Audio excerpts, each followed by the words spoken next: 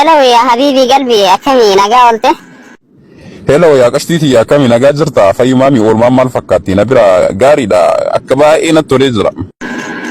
yeroo takkallee wallahi raambuutuka akkamanii sitti tole na fakkaate dalagaa bareedduu dalagaa sila dalagaa miidhaman qabne dalagaa natti fakkaate ba.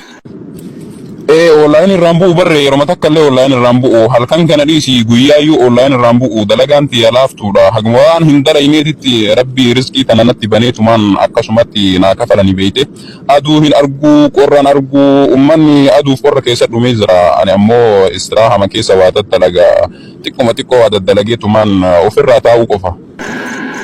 Istiraaha jechuun maal dalaganii isla maal dalagan? Istiraha bakkuma arabni torbanitti yookaan guyyaa 15 akkasitti dhuftee boqonnaa itti fudhattutti guyyaa muraasaaf waa tartiiba hin godha achi keessa illee biqiltuun takka takka hin jirti bishaanuma itti babbaneetumaan taa'uudha malee waa takka hin dalagu.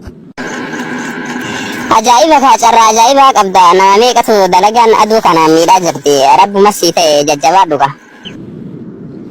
Galanni rabbiif haa ta'u akkana zanaa fataa godhee na jiraachise osoo waggaa 10 takka akkanuma walitti dhaabee dalagadhee natti toraayyuu dalagama tanarraayyuu jijjiirachuun barbaadu iyyuu amma.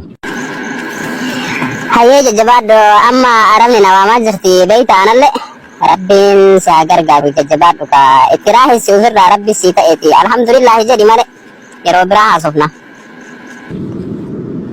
Hayyee erga hojii qabaate jajjabaadhu yeroo biraa bal'inaan haasofna jajjabaadhu qashtiitii. Hai carraakee jedhe ana akkanatti badoo keessatti halkanii guyyaa gaalatiisu kana isiin ofirraa zanaa fataa jedhee istiraaha keessa bashannanee torbanii guyyaa takka waan dalagu itti fakkaata miskiinati.